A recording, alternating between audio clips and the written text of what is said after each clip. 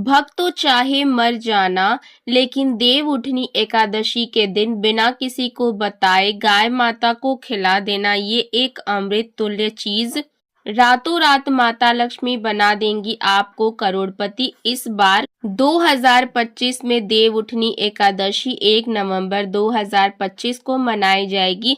इस साल पड़ने वाली देव उठनी एकादशी बेहद ही खास और चमत्कारिक एकादशी होने वाली है। अगर आप देव उठनी एकादशी के दिन ये उपाय कर लेते हैं तो यकीनन आप पर भगवान विष्णु जी की कृपा होगी और आप धनवान बन जाएंगे। चलिए जानते हैं, देव उठनी एकादशी के दिन चुपचाप गाय को खिला दे, ये एक छोटी सी चीज करोड़पति भी अरबपति होंगे। सभी संकट आसानी से मुक्ति हो जाएंगे और पितृ दोष तुरंत खत्म हो जाएगा। पूरे साल आपके घर रहेंगे माँ लक्ष्मी। आपके घर में वेतन है वो भी खर्च नहीं होगा और बढ़ता ही जाएगा। सभी दुख दर्द संकट कष्ट दूर हो जाएंगे और सभी सुख आपके कदमों में आ जाएंगे। यदि आप यह एक छोटा और खास चीज चुपचाप गाय को खिला देते हैं तो तत्काल गरीबी आपके जीवन से खत्म हो जाएगी। 33 कोटि देवी देवताओं को धारण करने वाली गौ माता की कृपा आप व्यक्ति के जीवन पर आजीवन बरसती है। व्यक्ति के घर में कभी भी अन्न और धन की कभी कमी नहीं होती। इस दिन चंद्रमा का विशेष प्रभाव कहा जाता है कि देव उठनी एकादशी के दिन चंद्रमा का प्रकाश अन्य दिनों के मुकाबले अधिक होता है। इस दिन भगवान विष्णु अपनी योग निद्रा से जागते हैं और किसी न किसी रूप में धरती पर आते हैं। इस दिन भगवान विष्णु और तुलसी माता की पूजा का विशेष महत्व है। विशेष योगों का निर्माण इस बार 1 नवंबर को देव उठनी एकादशी के दिन शुभ योग बन रहे हैं, जैसे कि लक्ष्मी योग, ग्रह योग, नक्षत्र योग, अमृत सिद्धि योग। ये सभी योग अत्यंत शुभ माने जाते हैं और इनका प्रभाव जीवन में उन्नति लाने वाला होता है। भक्तों, आगे बढ़ने से पहले अगर आप भी चाहते हैं कि लक्ष्मी माता का आशीर्वाद आप पर बना रहे तो इस वीडियो को लाइक करें और आपके अपने ही चैनल को सब्सक्राइब करें और कमेंट बॉक्स में जय लक्ष्मी माता जरूर लिखें। दोस्तों, देव उठनी एकादशी पर व्रत का महत्व। इस दिन व्रत रखना, सुबह जल्दी उठना, पवित्र नदी में स्नान करना और भगवान विष्णु व शालिग्राम की पूजा करना बहुत शुभ माना जाता है। परंतु यदि किसी कारणवश आप पूरे दिन का व्रत या अन्य धार्मिक अनुष्ठान नहीं कर सकते तो भी एक विशेष उपाय आप कर सकते हैं, गाय वाला विशेष उपाय। अगर आप ज्योतिष और तंत्र शास्त्र के अनुसार देव उठनी एकादशी के दिन गाय को कुछ खास चीजें विधि विधान से खिला देते हैं तो भगवान विष्णु और शालिग्राम जी का आशीर्वाद प्राप्त होता है।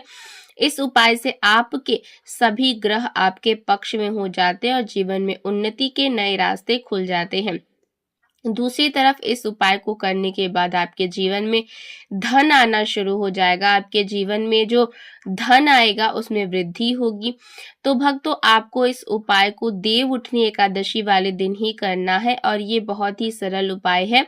घर पे ही नहाने वाले पानी में गंगा जल की कुछ बूंदें डालकर स्नान कर लें। साथ ही साथ यदि आप स्नान आदि से निवृत्त हो जाएं तो सबसे पहले अपने घर के पूजा स्थान को साफ करें और उस स्थान को साफ करने के बाद आपने जो भी भगवान विष्णु को भोग लगाने के लिए सामग्री बनाई है, शाली महाराज के लिए जो बनाया है उसको ऐसे तो इस दिन खड़ा चावल बनाने का विधान है, परंतु आप अपनी इच्छा के अनुसार कुछ भी बना सकते हैं। इसके बाद आपके हाथ में चावल और हल्दी को लेकर के साथ में परिक्रमा करना है। सर्वप्रथम परिक्रमा पूर्ण होने के बाद दोनों हाथों से नमन करके उन चावल और हल्दी को भगवान विष्णु शालिग्राम के ऊपर छोड़ देना है और अपनी इच्छा बोलकर पूजा पाठ करना है। पूजा पाठ पूर्ण होने के बाद दीप दान करने से सभी मनोकामनाएं पूर्ण हो जाती है। भक्तों, ये गौ माता वाला उपाय बहुत ही प्रभावशाली उपाय बताया गया है। अब हम बात करेंगे गौ माता से जुड़े कौन कौन से उपाय आपको इस दिन, मतलब गाय से जुड़े, जिन्हें करने से व्यक्ति को 7 पीढ़ियों तक बैलेंस की कमी नहीं होती, बैंक बैलेंस हमेशा भरा रहता है। उसे भोग में से जो भी आपने भोग बनाया है भगवान विष्णु और शालिग्राम के लिए, उस भोग में से 2 पूरी जरूर ही खिला देनी है। सूखी पूरी नहीं खिलाना है।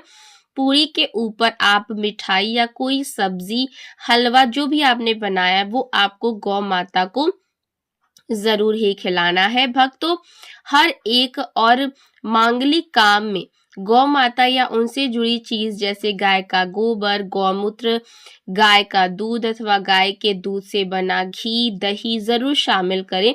इससे आपको पुण्य भाव की प्राप्ति होगी। भक्तों, महीने में एक बार हो सके तो परिवार सहित एक बार गौशाला जाने का नियम जरूर बनाएं और हो सके तो गायों को हरा चारा जरूर खिलाएं। भक्तों, साथ ही साथ गाय के साथ आप भूलकर भी ये काम ना करें, अन्यथा मिलता है बहुत बड़ा पाप। देखिए, जो गाय होती है वो हमारी संस्कृति का अहम हिस्सा है, तभी गाय के साथ लोग खराब व्यवहार कैसे कर लेते हैं और जैसे ही दूध देना वो बंद कर देती है, लोग इन्हें उनकी किस्मत पर छोड़ देते हैं सड़कों और गलियों में भटकने के लिए। ऐसे में गौवंश जीवन को कोई डंडे मारता है तो कोई उन पर पानी डालता है। कई बार लग जाती है उनको चोट, तो कभी वो बीमार हो जाती हैं, बेचारी गाय दम तोड़ देती हैं।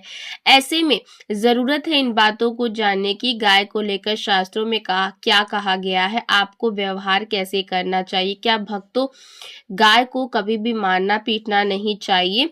शास्त्रों में गाय को माता का दर्जा दिया गया है। गाय को मारने वाला माता को मारने पीटने के समान पाप का भाग्य समझा जाता है। नरक लोक में वर्षों तक कष्ट जो है वो भोगना पड़ता है। ऐसे लोग महापापी होते हैं और घोर पापी बनकर के नरकों में कई जन्मों तक रहते हैं।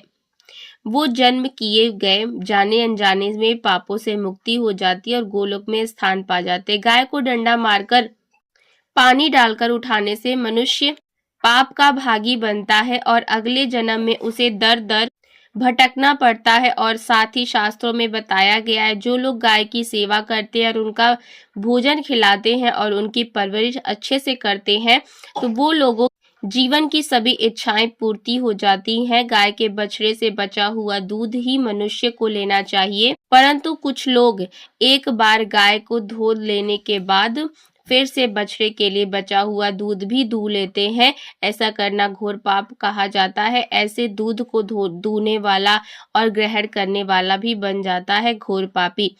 दोस्तों, साथ ही साथ शास्त्रों में कहा गया है कि गौवंश मतलब गाय और बैल के पीठ पर नहीं बैठना चाहिए। उनका पीठ पर बैठने से महापाप लगता है। ऐसे लोगों को नरक की यात्रा भोगनी पड़ती है। एकमात्र देव के अंश के उत्पन्न नदी ही गौवंश है, जिस पर स्वयं महादेव और महादेव सवारी करते, क्योंकि नंदी ने स्वयं अपनी इच्छा से महादेव की सवारी बनना स्वीकार किया था। और साथ ही साथ शास्त्रों में गाय के दान को बहुत ही महत्व दिया गया, परंतु ऐसी गाय का कभी दान नहीं करना चाहिए जो बूढ़ी और बीमार हो।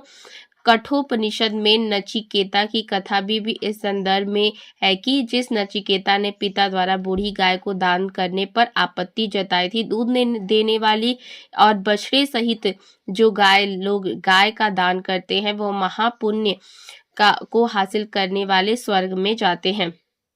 हर एक मांगलिक काम में गौ माता या उनसे जुड़ी चीजों का उपयोग किया जाता है और इसीलिए गाय को हमारी संस्कृति में माता का रूप दिया जाता है। जिस घर में गाय होती है उसमें वास्तु दोष स्वतः ही खत्म हो जाता है। और आप भी प्रतिदिन रोटी बनाएं, प्रतिदिन ताजी रोटी बनाएं। गाय को अगर आपने रोटी बनाई है तो कोशिश करें कि उसे रोटी को आप तुरंत ही गाय को खिला दें। अगर आप उस रोटी को रख देंगे और उसे रोटी को अगले दिन देंगे तो वो रोटी बासी मानी जाएगी। गाय को कभी भी बासी रोटी ना दे, इससे घर में नकारात्मक ऊर्जा का वास होता है और बिल्कुल भी बना रहेगा। इससे आपके घर में हमेशा जो देवता का वास रहता है वो नहीं रहेगा और जिस भी काम उस काम में आप जाएंगे तो हमेशा आपको असफलता का सामना ही करना पड़ेगा। इसीलिए कोशिश करें गाय को रोजाना ताजी रोटी बनाकर ही खिलाएं, बासी रोटी ना खिलाएं। साथ ही साथ सड़ी गली चीज या फिर बासी सड़ा गला खाना कभी भी नहीं खिलाना चाहिए। घर में कोई फल है, कोई सब्जी है, सड़ जाए तो लोग क्या करते हैं, गाय को दे देते हैं, लेकिन ऐसा नहीं करना चाहिए। ऐसा करने से यदि आप गाय को खिलाते हैं तो और आप पाप के भागीदारी बनते हैं।